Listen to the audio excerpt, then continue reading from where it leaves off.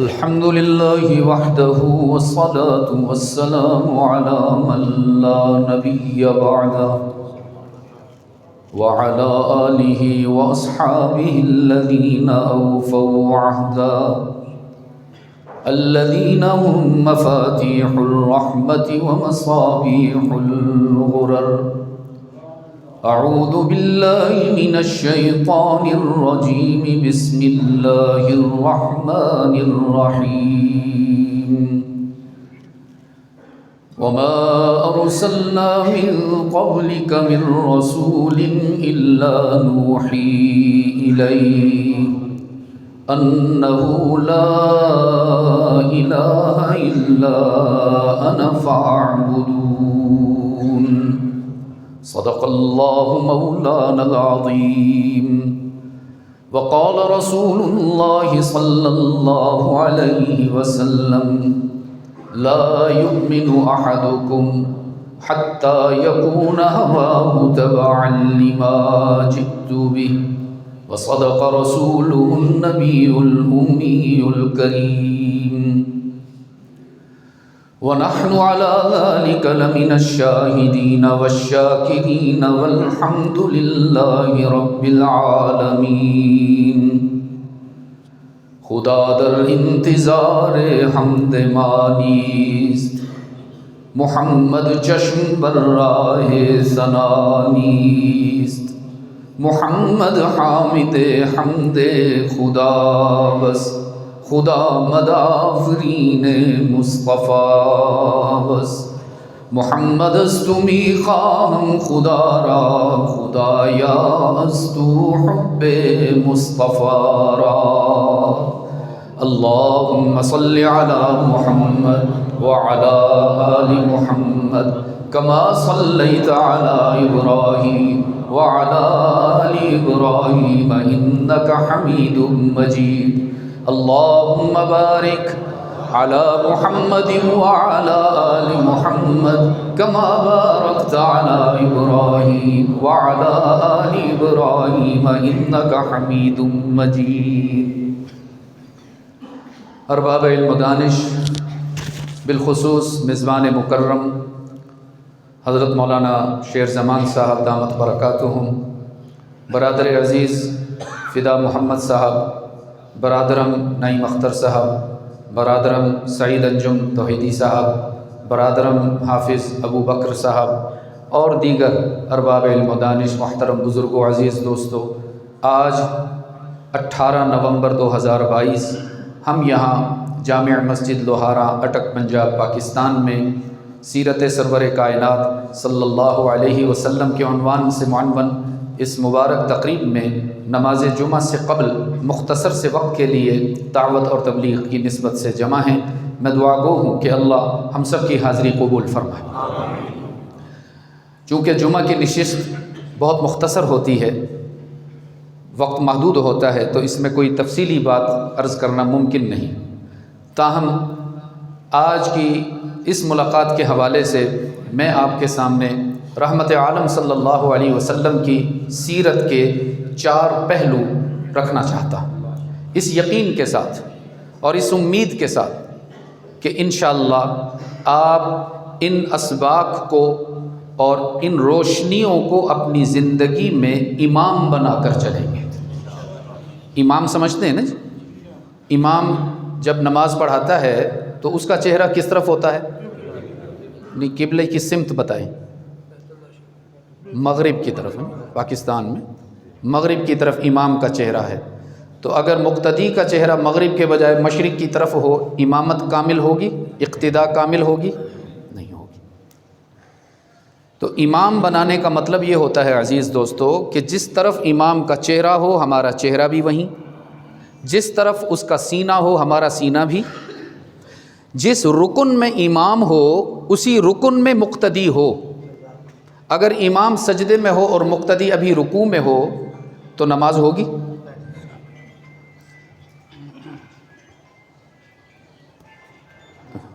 اس کا گلا گھونٹ دیں بیٹا تاکہ میں کچھ بات عرض کر سکوں.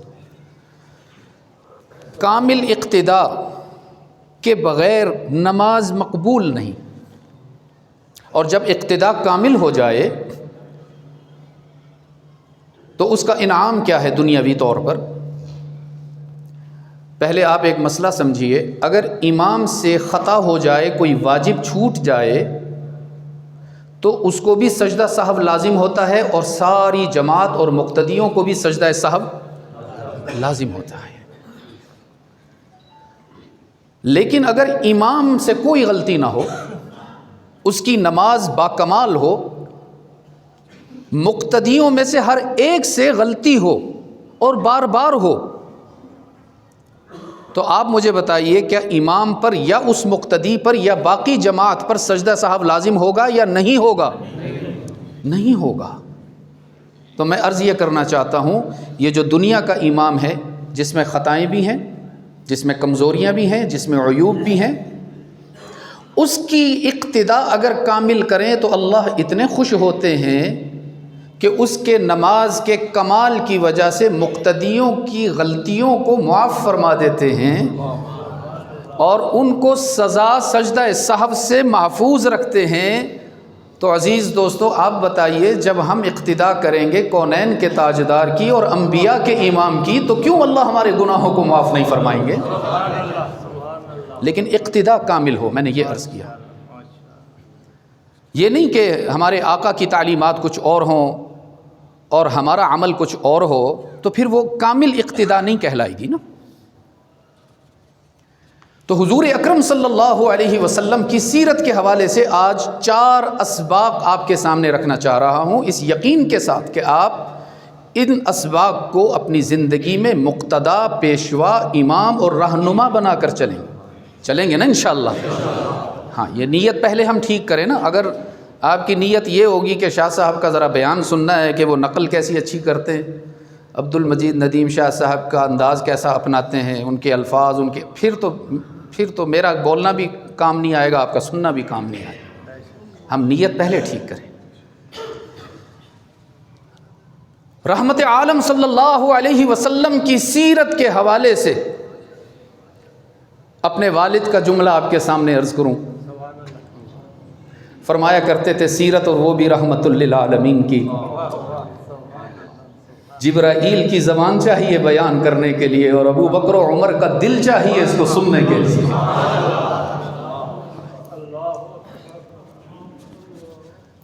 رحمت عالم صلی اللہ علیہ وسلم کی سیرت کے حوالے سے میرے عزیز دوستو، سب سے پہلا سبق یہ ہے کہ ہمارے نبی کی سیرت صرف منانے کے لیے نہیں ہے بلکہ اپنانے کے لیے ہے۔ یاد رکھیں گے اس کو انشاءاللہ، میرے ساتھ مل کر دہرا لیں یہ الفاظ۔ ہمارے نبی کی سیرت صرف، سب بولیں گے تو آگے چلوں گا، سب بولیں گے تو آگے چلوں گا۔ ہمارے نبی کی سیرت صرف منانے کے لیے نہیں بلکہ اپنانے کے لیے ہے۔ اگر صرف منانے کے لیے ہوتی، اگر صرف چند نعرے لگا لینے سے حق ادا ہو جایا کرتا تو رب کعبہ کی قسم سمیہ کبھی مکہ کے چوک پر 2 لخت ہوتی نظر نہ آتی۔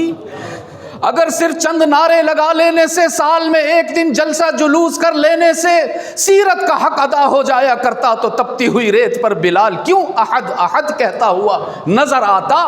کیوں خباب ابن ارت انگاروں پر بھونا ہوا نظر آتا؟ اور کیوں احد کے سینے پر چچا حمزہ کی لاش کے 11 ٹکڑے تڑپتے ہوئے نظر آتے؟ وہ بھی چند نعرے لگا کر آخرت بنا لیتے نا، انہوں نے قربانیاں دی، اس لیے کہ یہ ان کا ایمان اور یقین تھا کہ رحمت عالم کی سیرت صرف منانے کے لیے نہیں ہے بلکہ یہ پہلا سبق ہے۔ یاد رکھیں گے انشاءاللہ، یہ میں آپ سے بار بار سنوں گا بیان کے دوران بھی۔ دوسرا سبق عرض کروں، رحمت عالم صلی اللہ علیہ وسلم کی سیرت کو اپنائے بغیر زندگی کی گاڑی منزل کو نہیں پہنچے گی۔ پھر سنیے، رحمت عالم صلی اللہ علیہ وسلم کی سیرت کو اپنائے بغیر زندگی کی گاڑی منزل کو، ایٹم بم ہونے کے باوجود بھکاری اور منگتا نظر آئیں گے۔ میں ایک واقعہ عرض کرتا ہوں، آپ سب نے سنا ہوا ہوگا، سیدہ حلیمہ سعدیہ رضی اللہ تعالی عنہا حضور اکرم صلی اللہ علیہ وسلم کی رضاعت کے لیے ان کو ان کی والدہ سے وصول کر کے اپنی سواری کی طرف آئیں۔ اس سے پہلے کی تفصیلات آپ سنتے رہتے ہیں علماء سے، میں اس میں نہیں جاؤں گا، میں یہاں سے عرض کرنا چاہتا ہوں۔ سیدہ حلیمہ رحمت عالم صلی اللہ علیہ وسلم کو، جو ابھی نو مولود ہیں، شیر خوار ہیں، اپنے سینے سے لگا کر اپنی اونٹنی تک آتی ہیں، جہاں ان کے شوہر حضرت حارث منتظر ہیں کہ حلیمہ آئے تو ہم اپنا سفر شروع کریں۔ تو اٹک والو آپ بتاؤ ذرا، جب موٹر سائیکل پر اپنی اہلیہ کے ساتھ جاتے ہو تو کس ترتیب سے بیٹھتے ہو؟ بیوی آگے ہوتی ہے، شوہر بیچ؟ جی بڑا سوچ سمجھ کے نہیں کہا ہے آپ نے، بڑی دیر کے بعد نہیں کہا ہے نا۔ مجھے لگتا ہے کہ ایسا تو میرے خیال ہے ابھی تک انگلینڈ میں بھی نہیں ہوا فدا بھائی ہے۔ یہاں بہرحال یہاں کیا ترتیب ہے؟ سواری پر آگے کون ہوتا ہے جی؟ مرد ہوتا ہے، اور پیچھے خاتون ہوتی ہیں۔ عرب میں بھی یہی رواج تھا، سفر کے دوران سواری پر آگے شوہر بیٹھتا تھا، پیچھے اہلیہ بیٹھتی تھی۔ حضرت حارث نے فرمایا حلیمہ آ گئی ہو؟ عرض کیا جی آ گئی ہوں۔ کس کو لائی ہو؟ کہنے لگی محمد مصطفیٰ کو لے کر آئی ہوں۔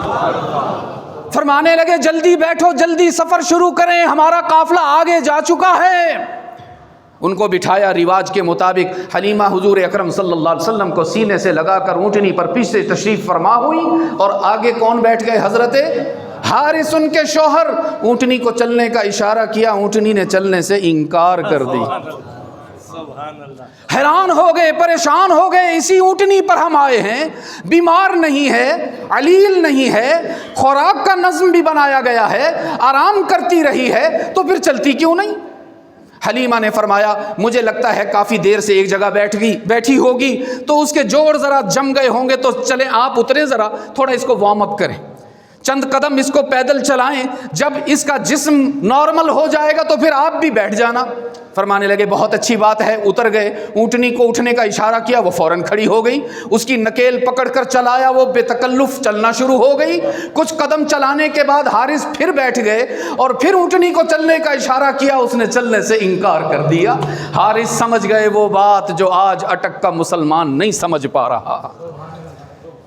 حارث کہنے لگے حلیمہ مجھے لگتا ہے جس بچے کو تم سینے سے لگائے بیٹھی ہو یہ کوئی عام بچہ نہیں ہے، یہ کوئی شان والا بچہ ہے۔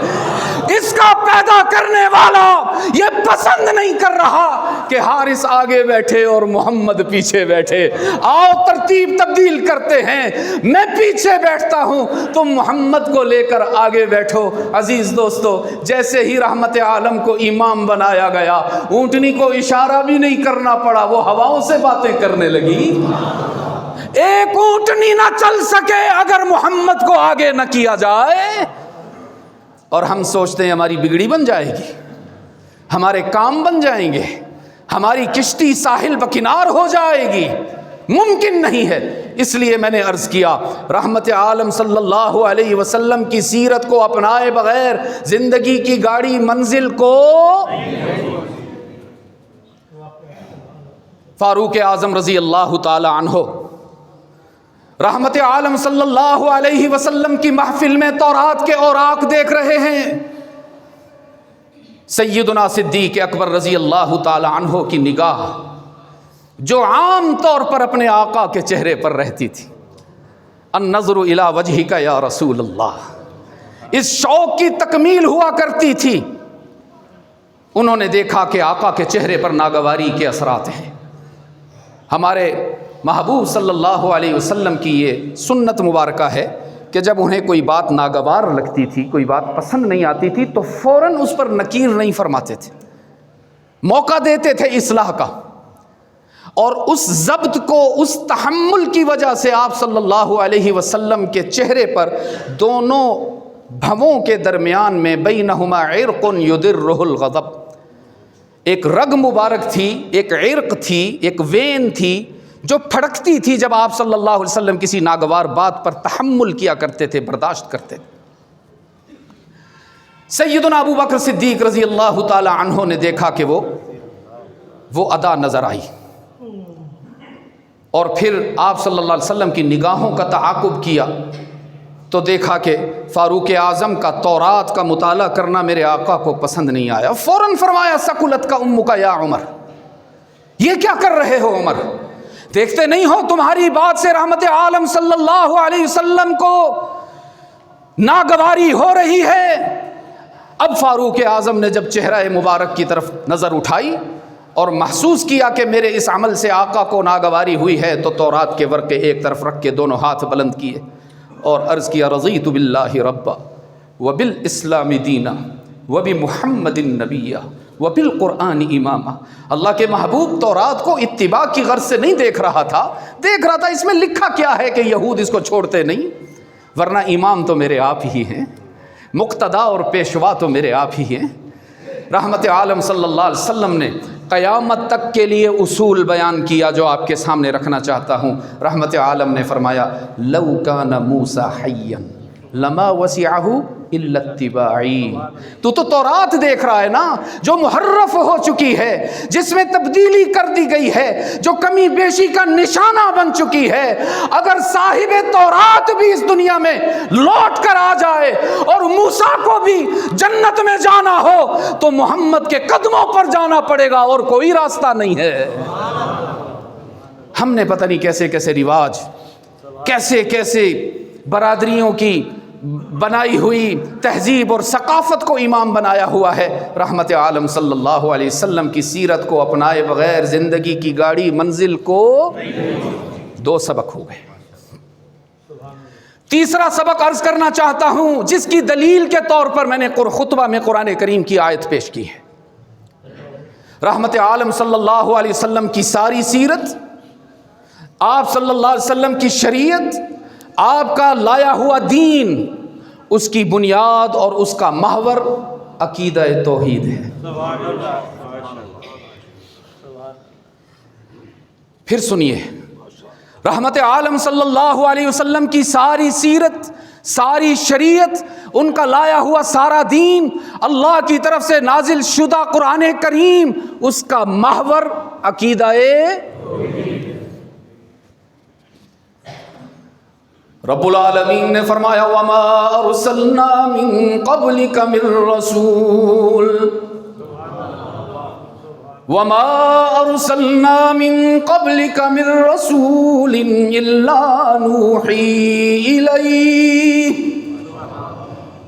میرے محبوب، آپ کے ذمہ بھی یہی ڈیوٹی ہے، اور آپ سے پہلے تمام انبیاء اور رسل پر بھی یہی ذمہ داری عائد ہوئی کہ انہو لا الہ الا انا فاعبدون. اللہ کے سوا کوئی عبادت کے لائق نہیں، کوئی اس کے سوا مسجود نہیں، کوئی علام الغیوب نہیں، کوئی کارساز و دستگیر و حاجت روا اور مشکل کشا نہیں. اس لیے میں نے عرض کیا رحمت عالم صلی اللہ علیہ وسلم کی ساری شریعت، سارا دین، ساری سیرت، تمام سنتیں، اس کا محور اور بنیاد عقیدہ ہے. اور اب آخری سبق، یہ حضرت گھڑی آپ کی ایک جگہ رکی ہوئی ہے اتنی دیر سے. اچھا ہم تو اصحاب الیمین میں سے ہیں نا جی اصل میں انشاءاللہ. اچھا وہ والی گھڑی ہے. چوتھا سبق، باقی 3 یاد رہیں گے، بھول تو نہیں گئے نا؟ ہاں، یہ نہیں کہ بس آپ محض سنتے چلے جائیں. اور پھر وہ حضرت مولانا بجلی گھر صاحب ہوتے تھے نا جی، وہ فرماتے تھے یہ سنی جو ہے نا سن کے سن ہو گئے ہیں. پہلا سبق دہرائیں، رحمت عالم صلی اللہ علیہ وسلم کی سیرت صرف منانے کے لیے نہیں بلکہ جزاک اللہ خیر. آپ کے منہ میں گھی شکر، بلکہ گھی سے تو کولیسٹرول بڑھ جاتا ہے، شکر سے شوگر کا مریض ہو جاتا ہے. آپ کے منہ میں زمزم، آپ کے منہ میں عجوا. دوسرا سبق یاد رکھیے گا عزیز دوستو، رحمت عالم صلی اللہ علیہ وسلم کی سیرت کو اپنائے بغیر، ان کو امام بنائے بغیر زندگی کی گاڑی منزل کو. اور تیسری بات میں نے عرض کی، ہمارے آقا کی ساری شریعت، سارا دین اور ساری سنتوں اور سیرت کی بنیاد اور محور عقیدہ ہے. اور اب آخری سبق عرض کروں، اگر عقیدہ توحید میں کمپرومائز کیا. اگر اللہ کی ذات و صفات میں، اس کی طاقت اور قدرت میں کسی قسم کی کمزوری کا اظہار کیا، اگر توحید کی اداؤں میں ڈگمگا گئے، تو یاد رکھیے گا رحمت عالم کی غلامی بھی کام نہیں آئے گی. بہت سوچ سمجھ کر الفاظ استعمال کر رہا ہوں، بالکل جذباتی نہیں ہوں.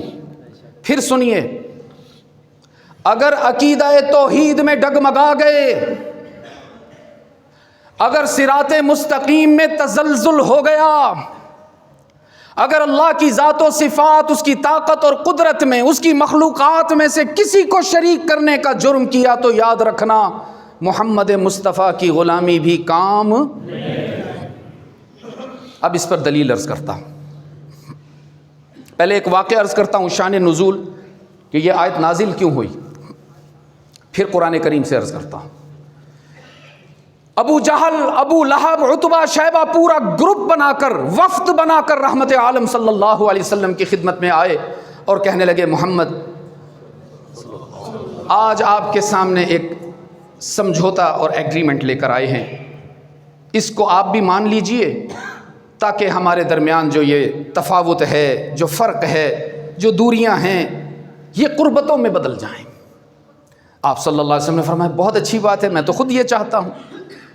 کہنے لگے ہم یہ معاہدہ لے کر آئے ہیں باہمی طور پر مشوروں سے، تمام قبائل سے بات کرنے کے بعد، کہ ہم آپ کے رب کی عبادت کرنے پر تیار ہیں، لیکن ہماری شرط یہ ہے کہ آپ بھی ہمارے بتوں کی عبادت کریں.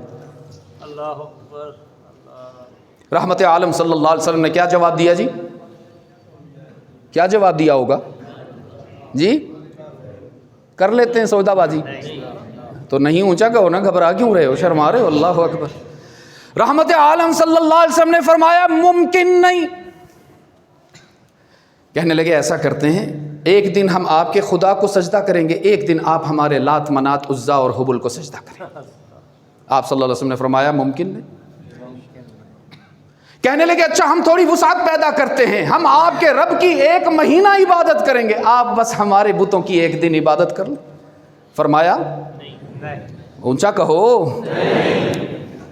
وہ کہنے لگے اچھا ہم تھوڑا اور وسعت پیدا کرتے ہیں، ہم آپ کے رب کی 1 سال عبادت کریں گے، آپ ہمارے بتوں کی 1 دن عبادت کریں. کیا کہا محمد نے؟ ممکن نہیں.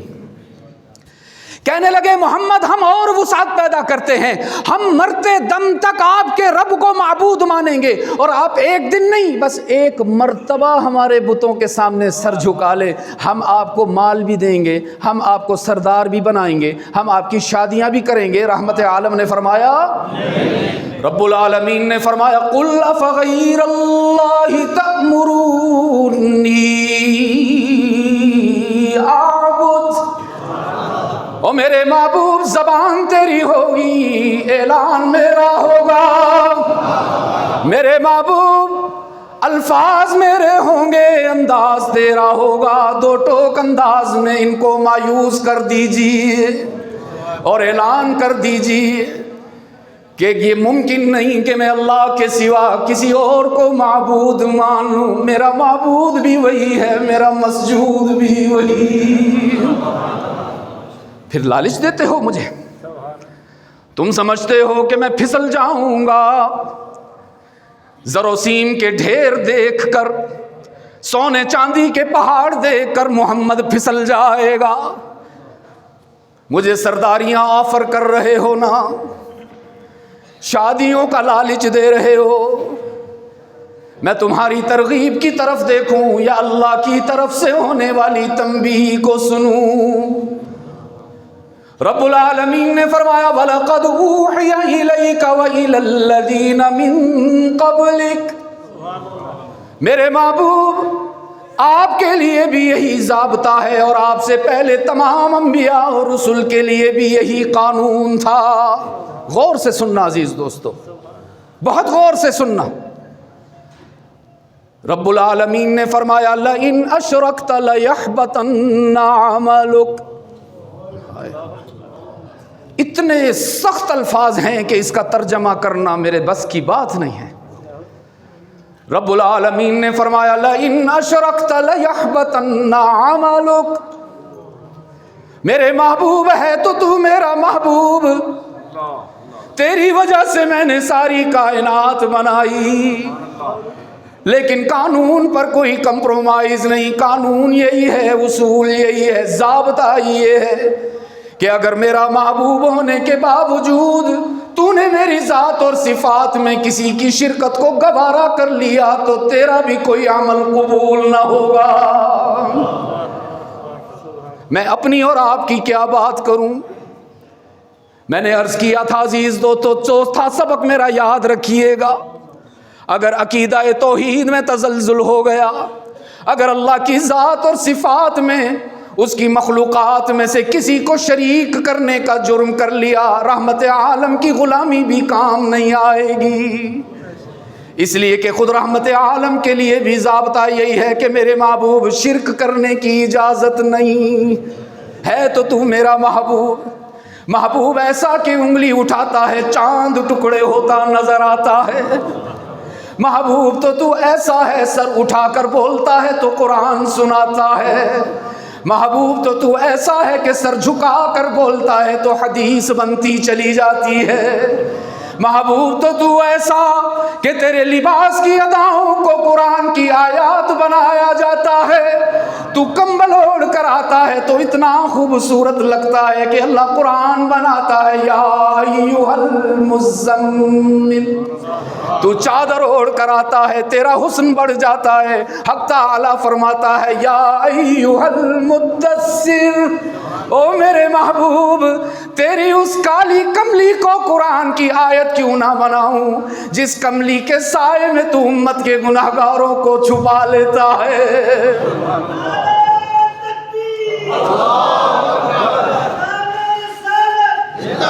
مایوس نہ ہوا کرو عزیز دوستو، اپنے گناہوں کی کثرت کو دیکھ کر مایوس نہ ہوا کرو، وہاں سے ہر وقت اعلان ہو رہا ہے چاہے تمہارے گناہ آسمان کے ستاروں سے زیادہ ہو جائیں مایوس ہونے کی اجازت نہیں، بارش کے قطروں سے زیادہ ہو جائیں مایوسی کی طرف جانے کی اجازت نہیں، زمین اور آسمان کے خلا کو گناہوں سے بھر کر لے آؤ، بس آؤ تو صحیح نہ میرے در پر سر جھکاؤ نہ، ندامت کے آنسو بہاؤ نہ، اپنی جھولی پھیلاؤ نہ، اور اگر آنسو نہیں آ رہے رونے جیسی شکل بنا کر دکھاؤ نہ، اسی پر اللہ معاف کرتا ہے، اور تمہارا کمال نہیں اس لیے کہ پیچھے محمد مصطفیٰ کی آہیں ہیں نا صلی اللہ ہو۔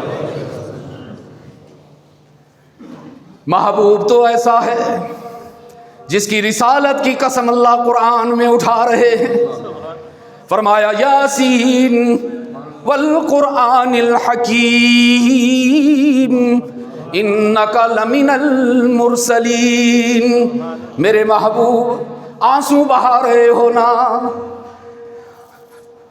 رات بھر طویل سجدوں میں اتنا گریہ ازاری کرتے ہو کہ سجدے کی جگہ پر بھی کیچڑ بن جاتا ہے۔ ام المؤمنین فرماتی ہیں میرے آقا سجدے سے سر اٹھایا کرتے تو ماتھے پر کیچڑ کے نشان نظر آیا کرتے، آنسو بہاتے ہو نا کہ ابو جہل تجھے نبی نہیں مانتا، غمگین ہو جاتے ہو نا کہ ابو لہب تیرے راہ میں کانٹے بچھاتا ہے، میرے محبوب پریشان ہونے کی ضرورت نہیں، غمگین ہونے کی اجازت نہیں، یاسین والقرآن الحکیم، میرے محبوب تیرا رب ہو کر قسم اٹھا رہا ہوں، اور زمین کی نہیں، آسمان کی نہیں، شمس و قمر کی نہیں، بحر و بر کی نہیں، اللہ کہہ رہے ہیں مجھے قرآن کی قسم ہے جس سے عظیم قسم کوئی نہیں۔ حق تعالی فرما رہے ہیں میرے محبوب تیرا کلمہ نہیں پڑھتے نہ پریشان ہو، تجھے رسول نہیں مانتے غمگین نہ ہو، کوئی ضرورت نہیں ان کی وجہ سے آنسو بہانے کی، کوئی تجھے رسول مانے یا نہ مانے، کوئی تیری نبوت کا اقرار کرے یا نہ کرے، میں خود اعلان کر رہا ہوں کہ محمد کو صرف رسول نہیں بنایا، سارے رسولوں کا امام بنایا ہے۔ یہ نہیں پڑھتے کلمہ؟ پریشان نہ ہو، تجھے ایسی امت عطا کروں گا، 1400 سال گزر چکے ہوں گے، لوہارا مسجد میں بیٹھ کر تیری سیرت سننے کے لیے جمع ہوں گے تو بھی آنکھوں میں آنسو نظر آئیں گے۔ محبوب تو ایسا ہے، ساری کائنات کو اللہ نے بائی آرڈر بنایا ہے، صرف اپنا محبوب ہے جس کو بائی چوائس بنایا ہے۔ اور کیسا بنایا؟ ام المؤمنین، مختومۃ المسلمین، مریم اسلام، عفیفہ کائنات، حبیبہ حبیب خدا، صدیقہ بنت صدیق اکبر، سیدہ عائشہ رضی اللہ تعالی عنہا فرماتی ہیں اللہ نے محمد مصطفیٰ کا سراپا کیسا بنایا ہے؟ فرمایا رأسہ من البرکہ وصدرہ من الرحمہ ورجلاہ من الاستقامہ ویداہ من السخاوہ وقلبہ من الایمان وشفتاہ من الحمد ولسانہ من الذکر وعیناہ من الحیاء ووجہہ من الرضا۔ حضرت عائشہ فرما رہی ہیں اللہ نے محبوب کے سر اقدس کو برکتوں کا استعارہ بنایا ہے، اللہ نے محبوب کے سینے کو رحمتوں کا خزینہ بنایا ہے۔ ہاں عزیز دوستو، ہم دیکھتے ہیں دنیا میں کسی کے پاس کوئی مقام آ جائے، اس کو کوئی عظمت مل جائے، چھوٹی موٹی منسٹری مل جائے، وزارت مل جائے تو بے نیاز ہو جاتا ہے، فاصلہ کر لیتا ہے، اپنے ووٹر اور سپورٹر سے بھی ہاتھ ملانا پسند نہیں کرتا، دور سے آتا دیکھ کر دروازہ بند کر لیتا ہے اور گارڈ سے کہتا ہے اس کو قریب نہیں آنے دینا۔ قربان جاؤں رحمت عالم صلی اللہ علیہ وسلم پر، عظمت تو اتنی بلند ہے کہ اللہ کے بعد سب سے اونچا مقام ہے۔ دیکھیے نا معراج کی رات رحمت عالم صلی اللہ علیہ وسلم کا استقبال ہو رہا ہے، مسجد اقصی میں تمام انبیاء اور رسل موجود ہیں، آدم سے لے کر عیسیٰ تک تمام انبیاء اور رسل موجود ہیں۔ اللہ کی طرف سے اعلان ہوا صفیں بنائی جائیں، نماز ادا ہوگی۔ تمام انبیاء اور رسل صفوں میں آ گئے، امام کے لیے مصلی بچھایا گیا، اور میرا دل کہتا ہے اس روز آدم کی بھی چاہت ہوگی کہ امامت مجھے دی جائے، نوح کی بھی خواہش ہوگی کہ مجھے امام بنایا جائے، ابراہیم بھی چاہتے ہوں گے کہ میں تو صاحب الایثار ہوں، مجھے امامت دی جائے، اسماعیل بھی سوچ رہے ہوں گے کہ میں تو ذبیح اللہ ہوں، مجھے امام بنایا جائے۔ لیکن حق تعالیٰ کی طرف سے اعلان ہوا، جبرائیل نے آ کر عرض کیا سارے انبیاء سارے رسول صفوں میں کھڑے ہو جائیں، فَلْيَتَقَدَّمْ يَا محمد، سارے مقتدی بنیں گے، آدم سے لے کر عیسیٰ تک سب صفوں میں کھڑے نظر آئیں گے، اور سب کا امام اکیلا محمد مصطفیٰ بن جائے گا صلی اللہ۔ عظمت کا یہ عالم ہے، سدرۃ المنتہا پر سید الملائک کے قدم رکتے نظر آ رہے ہیں، اور وہاں سے محمد مصطفیٰ آگے بڑھتے نظر آ رہے ہیں۔ عظمت تو اتنی بلند، لیکن سینہ رحمتوں کا خزینہ، ساری رات گزر رہی ہے، رحمت عالم آنسو بہا رہے ہیں، راتیں تھک رہی ہیں، محمد نہیں تھک رہا، اندھیرے ہار رہے ہیں، محمد نہیں ہار رہے، قیام میں ساری رات گزر رہی ہے، اور حالت یہ ہے حتیٰ تورمت قدما، آقا کے پاؤں مبارک بھی سوج رہے ہیں، پنڈلیاں بھی متورم ہو رہی ہیں، رو رو کر آنسوؤں سے داڑھی بھی تربتر ہو رہی ہے، کرتے کا گریبان بھی گیلا ہو رہا ہے، جسم پر لرزہ ہے۔ سیدہ عائشہ فرما رہی ہیں میرے دل میں آیا ذرا سنوں تو صحیح میرے آقا کیا پڑھ رہے ہیں، کس کے لیے اتنے آنسو بہا رہے، کیوں روتے نظر آ رہے ہیں؟ فرماتی ہیں میں نے کان قریب کیا تو عجیب آیت کی تلاوت سنی، فرماتی ہیں ان تعذبہم فانہم عبادک، الہ العالمین اگر تو میری امت کے گناہگاروں کو سزا دینے لگے، ان کے گناہوں کی بدولت انہیں جہنم میں لے جانے لگے، تیرے بندے ہیں، تجھے کوئی نہیں روک سکتا، کوئی تجھ سے سوال نہیں کر سکتا۔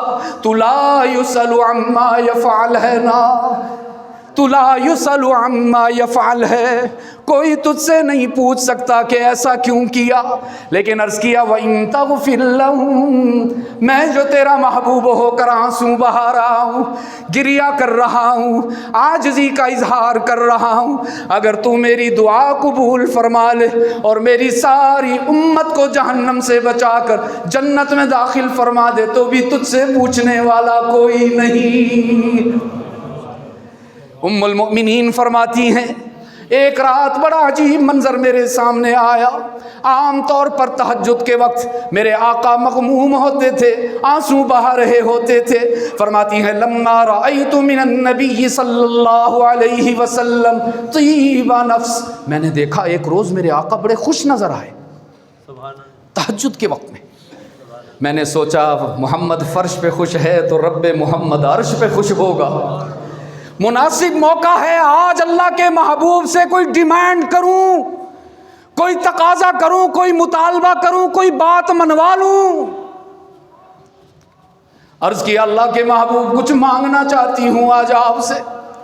رحمت عالم نے فرمایا مانگیے میری عائشہ۔ فطرت حیران تھی، آسمان منتظر تھا کہ شاید عائشہ آج ہیرے مانگ لے، سونا مانگ لے، کنگن کا سوال کر لے، نئے لباس کی ڈیمانڈ کرے۔ آسمان منتظر تھا ذرا دیکھوں تو صحیح کہ عائشہ محمد سے کیا مانگنے لگی ہے۔ سیدہ عائشہ نے عرض کیا اللہ کے محبوب آپ سے سونے کا سوال نہیں، کنگن نہیں چاہیے، جواہرات نہیں چاہیے، زیورات کا تقاضا نہیں، بس اتنی سی بات ہے ادعو اللہ لی۔ آج اس مبارک موقع پر اپنے اللہ سے دعا کیجئے کہ وہ اس کی عائشہ کی مغفرت کر دے۔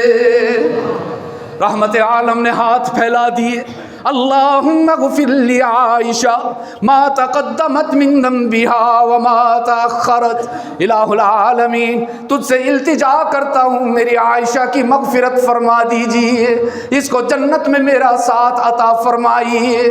حضرت عائشہ فرماتی مجھے بڑی خوشی ہوئی، میرے آقا کی دعا ہے یقیناً قبول ہوئی ہوگی۔ میں ایسے خوش ہو گئی جیسے بچے خوش ہوتے ہیں۔ فضحکت حتی سقط رأسها فی حجرها، لوٹ پوٹ ہو گئی۔ رحمت عالم نے بڑی خاص نظروں سے اپنی عائشہ کو خوش ہوتے ہوئے دیکھا تو فرمایا ایسرکی دعائی یا عائشہ، عائشہ تجھے میری دعا سے خوشی ہو رہی ہے؟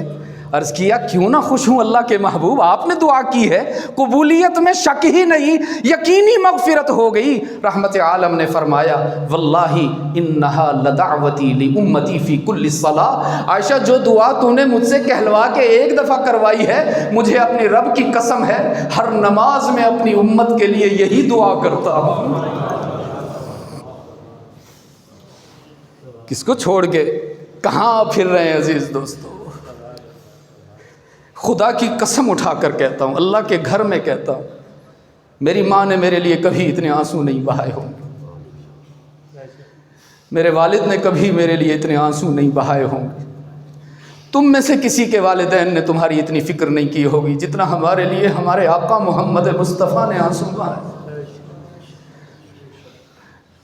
ہم تو اپنے قبیلوں کی مثالیں دیتے ہیں، ہم جیسا وفادار کوئی نہیں، ہم تو جان دے دیتے ہیں دوستیوں میں، تعلقات نبھانے میں ہمارا کوئی ثانی نہیں ہے، نہ نبھا سکے تو محمد سے ہی نہ نبھائی۔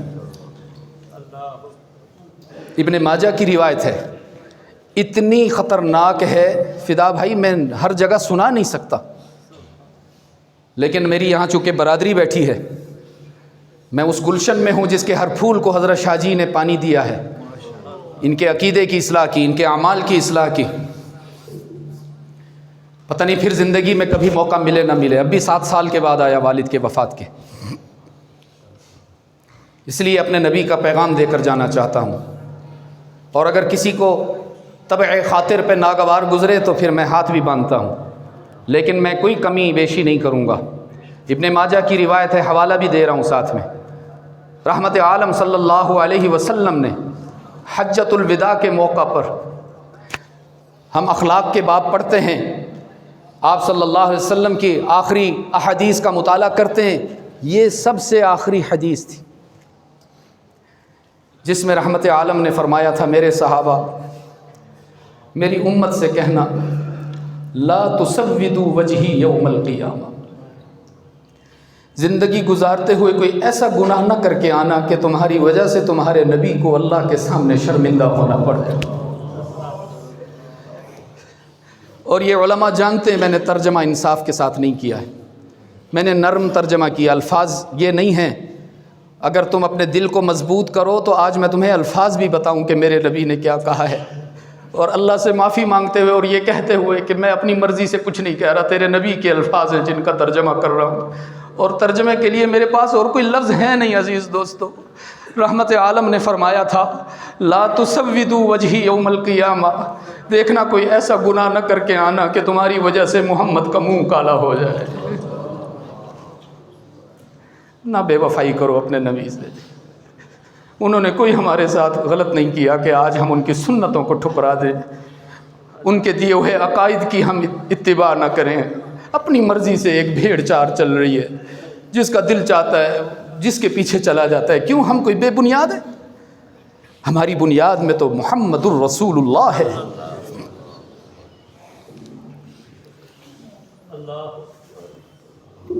چار اسباق میں نے آپ کے سامنے رکھے ہیں عزیز دوستو، وقت مختصر ہے اور مجھے جو بتایا گیا ہے ہدف وہ اپنے قریب آ گیا، پھر آپ سے کہلواؤں گا تاکہ یاد رہے۔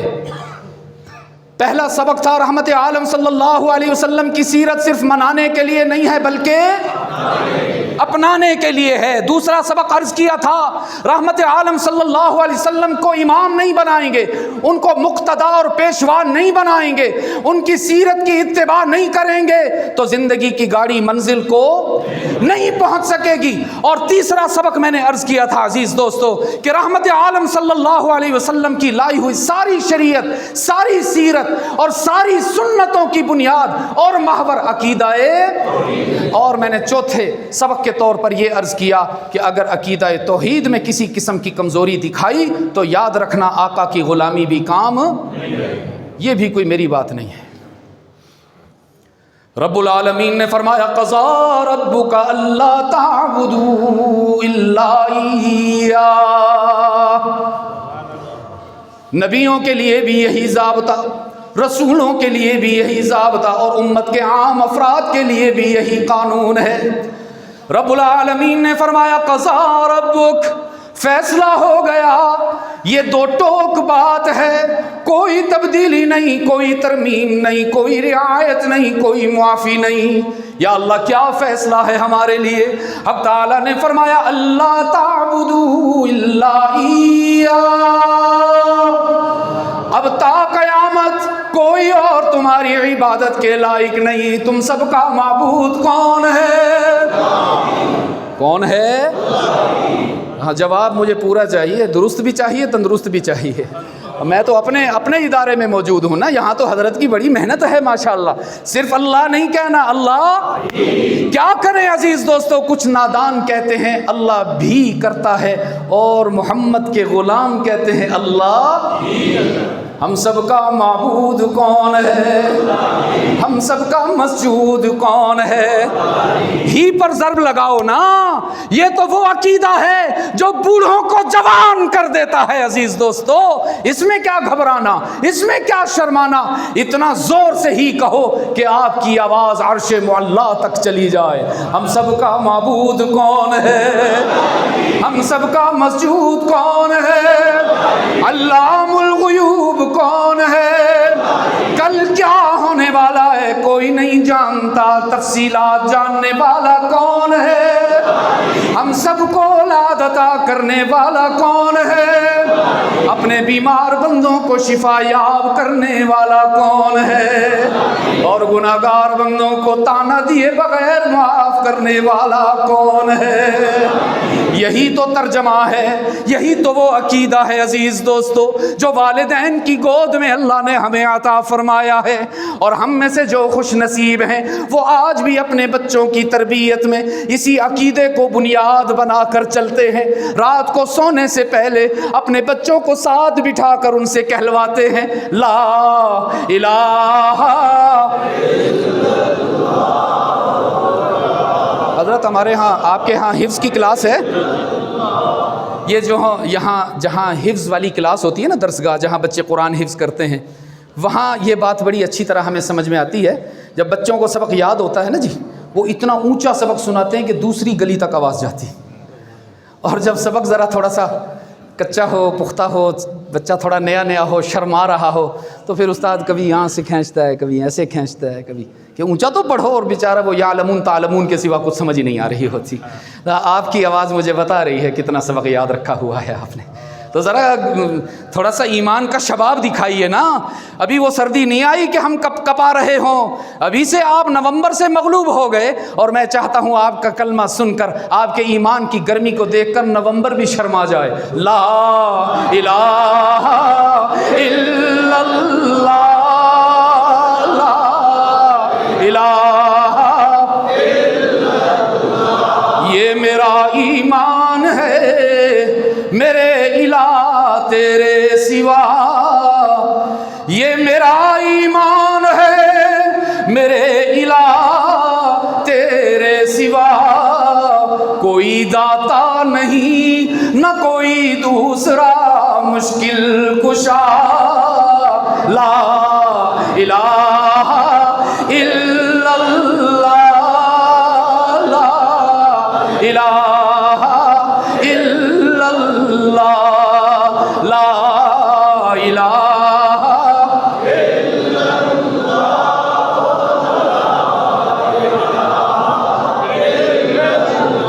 سب تیرے بندے ہیں، تو معبود اور مسجود ہے، سب تیرے محتاج ہیں، کیا انبیاء کیا اولیاء، لا الہ الا اللہ، لا الہ الا اللہ، لا الہ الا اللہ، لا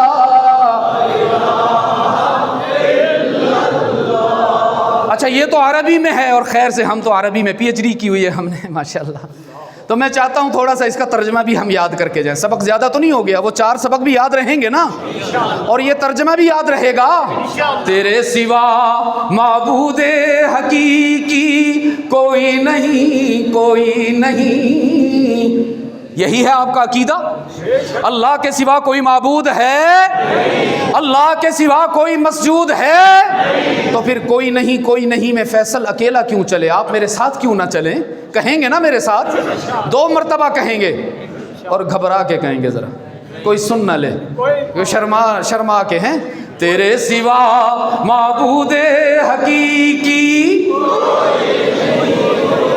ابھی تھوڑی سی کسر اور ہے، تھوڑی سی، میں بڑا تھکا ہوا ہوں یقین فرمائیں، میں رات بھی سفر میں، اور میں بہت، لیکن آپ کا جواب مجھے تازہ دم کرے گا، کیونکہ میں نے بتایا ہے آپ کو یہی عقیدہ توحید ہے جو بوڑھوں کو جوان کر دیتا ہے۔ تو آئیے مل کر جوان ہو جائیں۔ کوئی نہیں شرما کے نہیں کہنا، اتنا اونچا کہو کہ سارے اٹک میں آواز گونج جائے۔ تیرے سوا معبود حقیقی کوئی نہیں، اور تیرے سوا مسجود حقیقی کوئی نہیں، تیرے سوا مقصود حقیقی کوئی نہیں، تیرے سوا مشہود حقیقی کوئی نہیں، اب تو رہے بس تادم آخر ورد زباں میرے الہ، لا الہ الا اللہ، لا الہ الا اللہ، لا الہ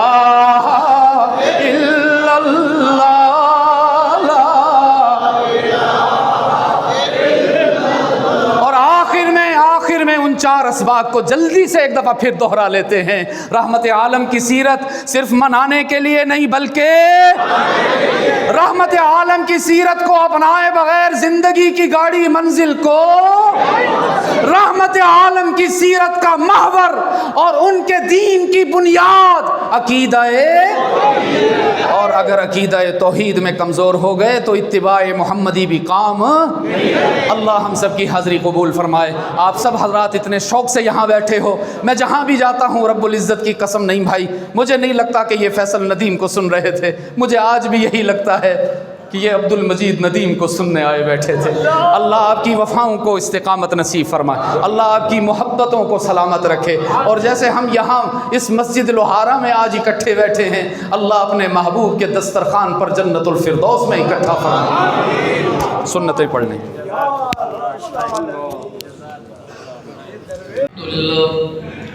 الحمد لله وحده والصلاة والسلام على من لا نبي بعده وعلى آله وأصحابه الذين أوفوا عهده الذين هم مفاتيح الرحمة ومصابيح الغرر. أما بعد فيا أيها الناس وحدوا الله فإن التوحيد رأس الطاعات واتقوا الله فإن التقوى ملاك الحسنات وعليكم بالسنة فإن السنة تهدي إلى الإطاعة ومن أطاع الله ورسوله فقد رشد واهتدى وإياكم والبدعة فإن البدعة تهدي إلى المعصية ومن يعص الله ورسوله فقد ضل وغوى وعليكم بالصدق فإن الصدق ينجي والكذب يهلك وعليكم بالإحسان فإن الله يحب المحسنين ولا تقنطوا من رحمة الله فإنه أرحم الراحمين ولا تحبوا الدنيا فتكونوا من الخاسرين.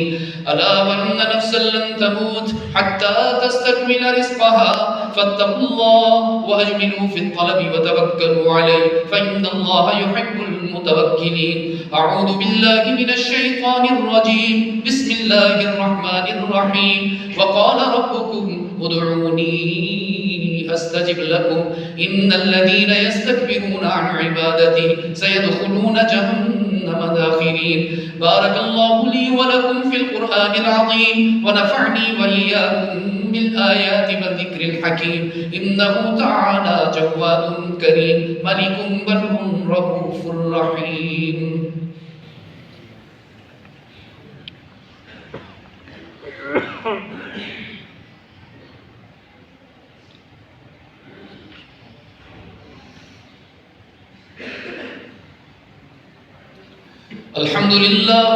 الحمد لله نحمده ونستعينه ونستغفره ونؤمن به ونتوكل عليه ونعوذ بالله من شرور أنفسنا ومن سيئات أعمالنا من يهده الله فلا مضل له ومن يضلل فلا هادي له ونشهد أن لا إله إلا الله وحده لا شريك له ونشهد أن سيدنا وسندنا ومولانا محمدا عبده ورسوله.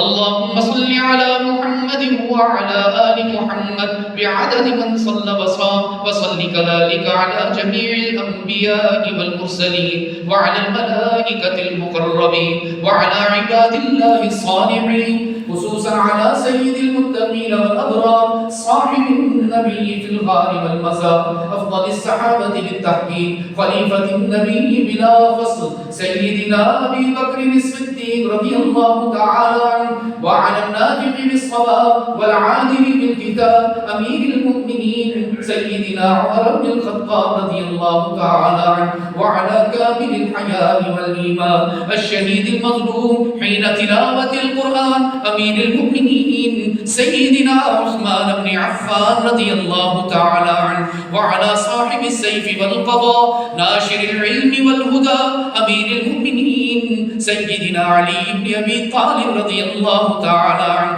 وعلى أزواج النبي صلى الله عليه وسلم، خصوصا على خديجة وحفصة وزينب وعائشة وأم حبيبة، وعلى السيدات الطاهرات الأربعة بنات النبي زينب ورقية وأم كلثوم وفاطمة، وعلى السيدين السندين السعيدين أبي محمد الحسن وأبي عبد الله الحسين رضي الله تعالى عنهم أجمعين والباقين من العشرة المبشرة. قال النبي صلى الله عليه وسلم: الله في أصحابي لا تتخذوهم من بعدي غرضا، من أحبهم فبحبي أحبهم ومن أبغضهم فببغضي أبغضهم.